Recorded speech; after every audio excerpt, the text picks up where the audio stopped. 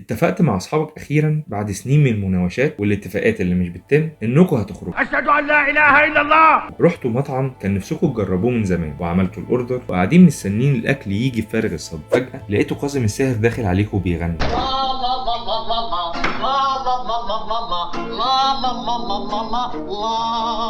في لندن سنة 1965 كان بداية تأسيس مطعم بيتزا إكسبرس. كان من أوائل المحلات في إنجلترا المتخصصة في تقديم البيتزا الإيطالي، وده كان شيء مميز جدا لنجاح المطعم لأنه ملوش منافس على أرض الواقع وقتها. لكن مؤسس المطعم كان عارف ومتأكد إنه على الرغم من إنه أول مطعم وحاليا هو مستحوذ على السوق كله جوه إنجلترا، لكن في اللي هيجي يعمل زيه وياخد زباينه في وقت من الأوقات، ويمكن كمان يبقى بيحقق مبيعات أكتر منه لو عمل إضافة بسيطة للمنتج. وعشان كده فكر إنه يعمل فكرة مختلفة تخلي الناس تيجي المطعم عشانها مش عشان ياكلوا بس. بدأ يعمل حفلات جاز جوه المطعم، وبدأ يجي مغنيين مشهورين يغنوا لايف عنده.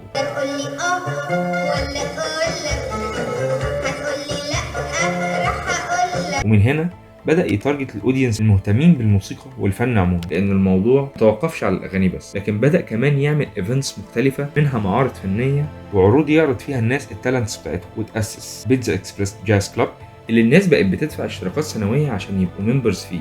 كريدت كارت اهو يا معلم، عندك مكنه ويقدروا يحضروا حفلات الجاز اللي بتتعمل جوه المطعم. وهنا تيم الماركتنج قدر يخلي المكسب الحقيقي للمكان من الادد فاليو مش البرودكت الرئيسي بتاعه، لان الناس مش هتمانع انها تدفع زياده مادام بيتضاف لهم قيمه زياده. وبدا المطعم يتوسع بنفس فكرته لغايه ما وصل انه بقى واحد من اكبر سلاسل المطاعم الموجوده، وبقى ليه اكتر من 500 فرع في كل انحاء العالم. وهنا قدر صاحب المطعم يحقق فكره في الماركتنج اسمها add some value، واللي من خلالها بص على اللونج تيرم ريليشن شيب مع الكاستمرز، وكان مهتم انه ياد فاليو اللي بيعمله ومبقاش زيه زي اي منافس هيقدم نفس البرودكت بتاعه.